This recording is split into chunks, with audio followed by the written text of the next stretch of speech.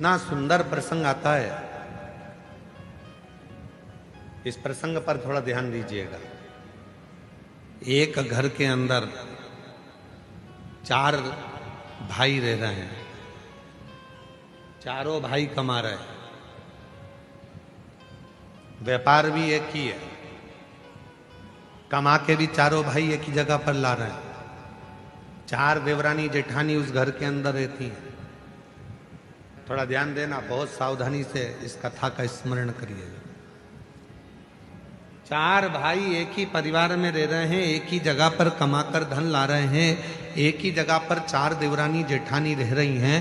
चारों जेठानी देवरानी के बच्चे एक ही जगह पर रह रहे हैं। शिव महापुराण की कथा ये तक कहती है कि अपनी दृष्टि को जितनी देवरानी जेठानी घर में रह रही हैं और जितने भाई घर के अंदर रह रहे हैं, यदि सबकी कमाई एक जगह पर आ रही है तो चारों की दृष्टि एक जैसी रहना चाहिए। ये नहीं कि मेरे बेटे को मैं मलाई का दूध दे दूं और दूसरे के बेटे को सादा दूध दे दूं, मेरे बेटे को मैं घी की रोटी दे दूं, दूसरे को सादी रोटी दे दूं, मेरे बेटे को मैं 2 चम्मच घी लगा दूं और दूसरे के बेटे को 1 चम्मच घी लगा दूं। जिसकी दृष्टि में जो अपने बच्चों के प्रति प्रेम कर कर दूसरे के बच्चों के प्रति बैर उत्पन्न करना प्रारंभ कर देता है, उसके घर के बच्चों की जिंदगी अपने आप बर्बाद होना प्रारंभ हो जाती है। कोई उसको दूसरा बर्बाद नहीं करता। अब ये बात हमने एक बार कथा में कही तो एक बहन जी ने लिखकर भेजा, तो क्या हम हमारे बच्चे के लिए अच्छा नहीं सोच सकते? सोचो, मना कौन कर रहा है? पर जब तुम एक जगह पर रह रहे हो तो सबके प्रति सब बच्चे तुम्हारे। एक बार हमने कथा में कहा था, सबसे ज्यादा नरक में कौन जाता है? याद है आप लोगों को? बोलो तो जम के। सबसे ज्यादा नरक में कौन जाता है? तो एक बार हमने कथा में कहा था, सबसे ज्यादा नरक में जाता है प्रसाद बांटने वाला।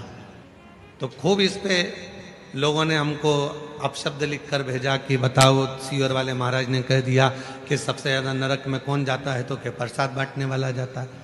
प्रसाद बांटने वाला नरक में क्यों जाता है? तो कहा प्रसाद बांटने वाला प्रसाद कभी भी बंटता है तो अच्छी जगह पर बंटता है, धर्म की जगह पर बंटता है। मंदिर, देवालय, शिवालय, कथा, भागवत, सत्संग, संकीर्तन, तीर्थ, प्रसाद अच्छी जगह पर बंटता है। प्रसाद कभी किटी पार्टी में नहीं बंटता, प्रसाद शादी के फंक्शन में नहीं बंटता, प्रसाद 25वीं शादी की सालगिरह में नहीं बंटता, प्रसाद सिल्वर जुबली गोल्डन जुबली पर नहीं बंटता, प्रसाद धर्म की जगह पर बंटता है। और जब धर्म की जगह पर कोई व्यक्ति प्रसाद बांटने खड़ा होता है, दूसरा आया तो हाथ ऐसा होता है, और खुद के घर का पहचान वाला आया तो हाथ ऐसा हो जाता है, वो व्यक्ति नरक चलेगा। पत्नी आई, हाथ बड़ा, बेटा आया, हाथ बड़ा, कोई दूसरा आया, हाथ छोटा, सबको ऐसे ऐसे ऐसे ऐसे दे रहे। तो जैसी पत्नी आके खड़ी हुई तो मुट्ठा भर के दे दिया, बेटा आया तो मुट्ठा भर कर दे दिया, कोई आया परिचित भाई आया, काका आया, काकी आई तो उन्होंने पस भर कर दे दिया। पर उसने ये नहीं सोचा कि हम धर्म की जगह पर खड़े होकर प्रसाद में भेदभाव कर रहे हैं। जब हम प्रसाद में भेदभाव कर रहे हैं तो वो परमात्मा की दृष्टि में रहेगा और हमको नरक भोगना पड़ेगा।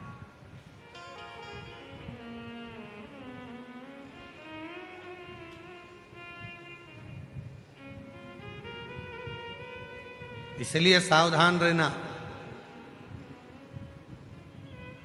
धर्म की जगह पर, सत्कर्म की जगह पर, मंदिर, शिवालय, देवालय, सारी जगह पर एक बराबर, एक जाजम में, एक आनंद के साथ प्रसाद का वितरण होना चाहिए।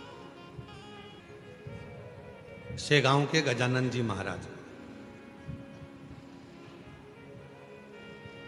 दुनिया की सबसे बड़ी रसोई, दुनिया का सबसे बड़ा भंडारा अगर कहीं चलता है तो वो शेगांव के गजानन महाराज के यहाँ चलता है।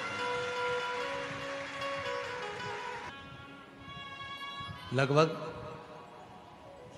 28 साल पहले की बात है।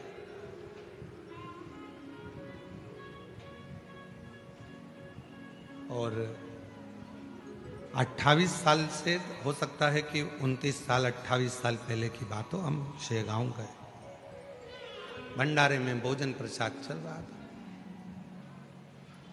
एक पात्र में कोई मीठी वस्तु थी और वो थोड़ी सी थी। तो उन्होंने वो मीठी जो वस्तु थी, वो वस्तु को एक और रख दिया और सारी वस्तुएं चल रही। तब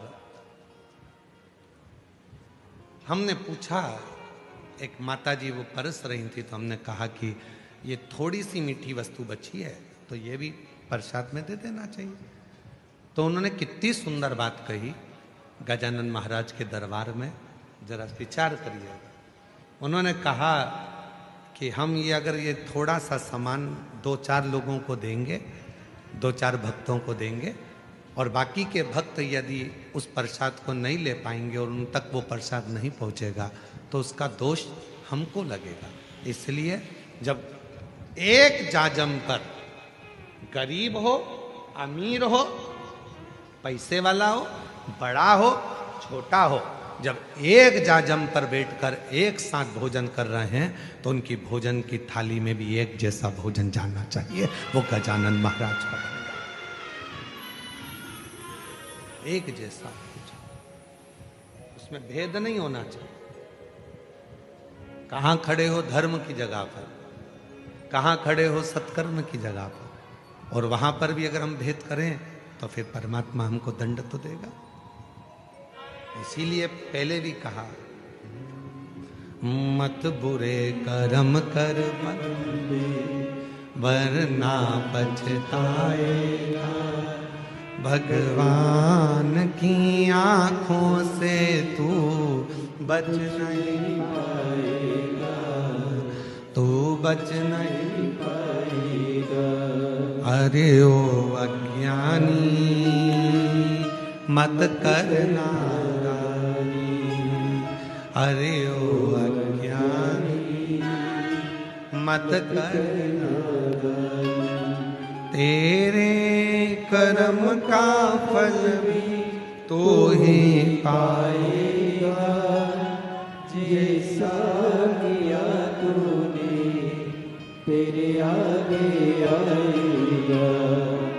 मत बुरे कर्म कर बंदे वरना पछताएगा, भगवान की आंखों से तू बच नहीं पाएगा, तू बच नहीं पाएगा।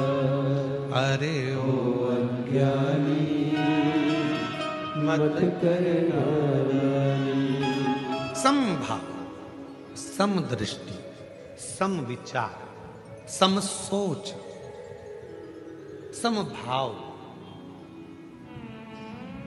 रखिए।